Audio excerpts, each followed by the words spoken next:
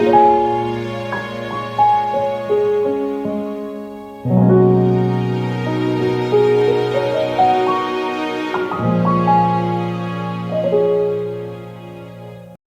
datang di dunia mikroskopis yang sangat kecil, namun sangat mempengaruhi kehidupan kita.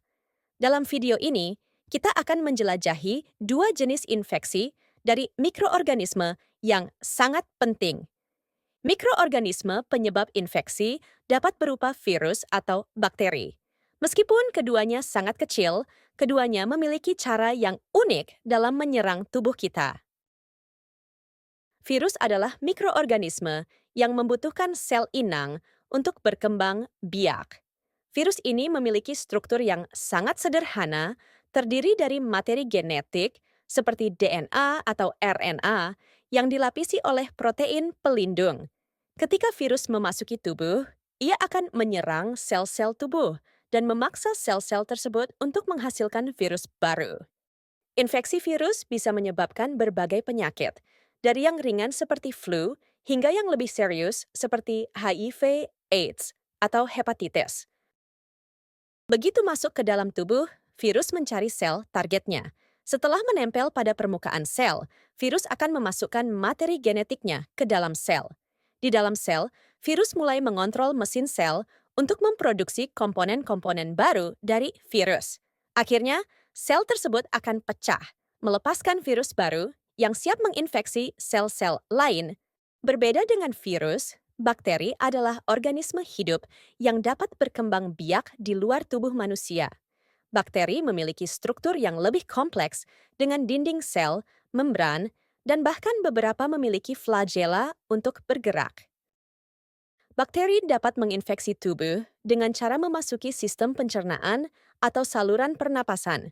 Setelah berada dalam tubuh, bakteri akan mulai membelah diri dan melepaskan racun yang dapat merusak jaringan tubuh. Meskipun baik virus maupun bakteri dapat menyebabkan berbagai jenis infeksi dalam tubuh manusia, keduanya memiliki cara yang sangat berbeda dalam menyerang dan berkembang di dalam tubuh. Virus adalah mikroorganisme yang jauh lebih kecil dibandingkan bakteri dan hanya dapat berkembang biak dengan cara menginfeksi sel inang. Setelah masuk ke dalam tubuh, virus akan menyerang sel yang sehat dan mengambil alih sistem replikasinya. Dengan cara ini, virus dapat menggandakan diri dengan sangat cepat, menyebabkan sel yang terinfeksi mati atau tidak berfungsi dengan baik.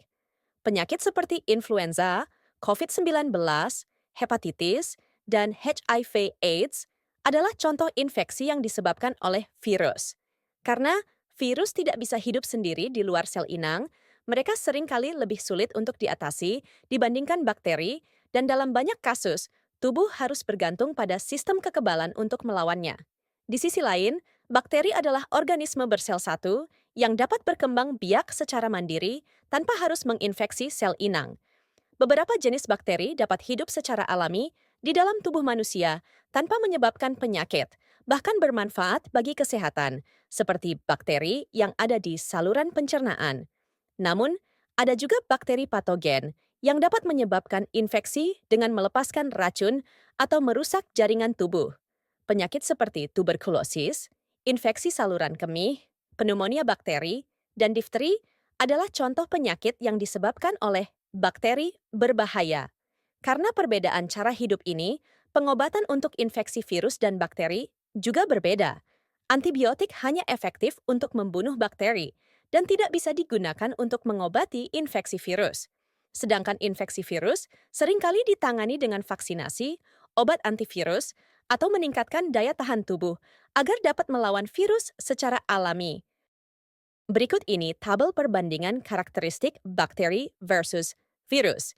Biasanya digunakan untuk memahami perbedaan mendasar antara kedua mikroorganisme ini, terutama dalam cara mereka hidup, berkembang biak, serta cara mereka menyebabkan penyakit. Struktur dan ukuran bakteri. Organisme uniseluler yang memiliki dinding sel dan bisa berbentuk bulat, kokus, batang, basil, atau spiral, spiril.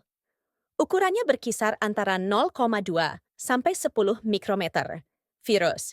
Mikroorganisme yang jauh lebih kecil dari bakteri, 20-300 nanometer, dan tidak memiliki struktur sel lengkap. Hanya terdiri dari materi genetik, DNA atau RNA, yang dibungkus dalam kapsid, protein pelindung. 2. Cara hidup bakteri bisa hidup secara mandiri di berbagai lingkungan, air, tanah, tubuh manusia, bahkan dalam kondisi ekstrem. Beberapa bakteri bersifat baik, flora normal, sementara yang lain bisa menyebabkan penyakit. Virus tidak bisa hidup sendiri dan harus masuk ke dalam sel inang untuk berkembang biak. Tanpa inang, virus akan tetap tidak aktif. 3. Cara berkembang biak bakteri. Berkembang biak secara mandiri dengan pembelahan biner, di mana satu bakteri membelah menjadi dua dalam waktu yang singkat. Virus tidak bisa berkembang biak sendiri, tetapi menginfeksi sel inang dan mengambil alih mekanisme sel tersebut untuk memperbanyak dirinya. Keempat, cara menyebabkan penyakit bakteri. Menyebabkan penyakit dengan cara melepaskan toksin, racun, yang merusak sel tubuh manusia. Contoh, Mycobacterium tuberculosis, penyebab TBC, Escherichia coli, diare, dan Streptococcus, radang tenggorokan. Virus merusak sel tubuh dengan menghancurkan atau mengubah fungsi sel inang. Contoh, influenza virus, flu, HIV, ada AIDS, dan SARS-CoV-2, COVID-19. Pengobatan bakteri dapat diobati dengan antibiotik yang bekerja dengan cara membunuh bakteri atau menghambat pertumbuhannya. Virus tidak bisa diobati dengan antibiotik. Pengobatan biasanya menggunakan antiviral yang bekerja dengan menghambat perkembangan virus dalam tubuh atau melalui vaksinasi untuk mencegah infeksi.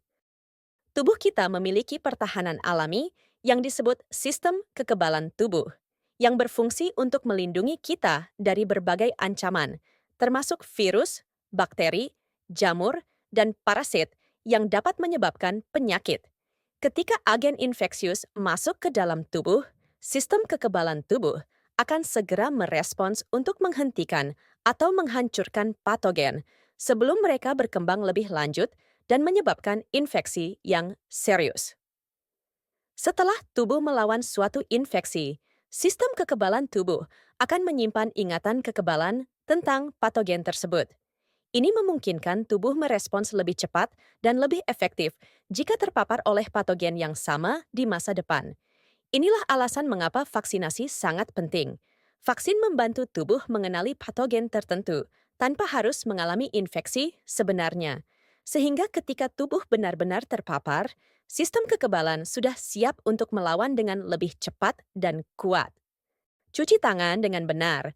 Salah satu cara paling efektif untuk mencegah infeksi adalah mencuci tangan dengan sabun dan air mengalir. Mencuci tangan minimal 20 detik juga dapat membunuh sebagian besar virus dan bakteri berbahaya, etika batuk dan bersin. Gunakan siku bagian dalam saat batuk atau bersin agar tidak menyebarkan droplet ke orang lain. Saat kita batuk atau bersin, ribuan droplet kecil bisa menyebar ke udara dan menempel di berbagai permukaan. Jika kita tidak menutup mulut dengan benar, orang lain bisa tertular penyakit. Jadi, dengan mencuci tangan secara teratur, menerapkan etika batuk dan bersin, serta melakukan vaksinasi, kita bisa mencegah penyebaran penyakit dengan lebih efektif.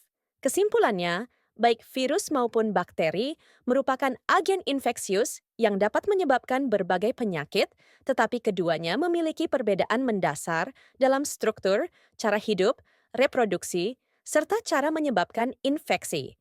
Bakteri berkembang biak dengan cepat melalui pembelahan biner, sedangkan virus hanya dapat berkembang biak dengan menginfeksi sel inang.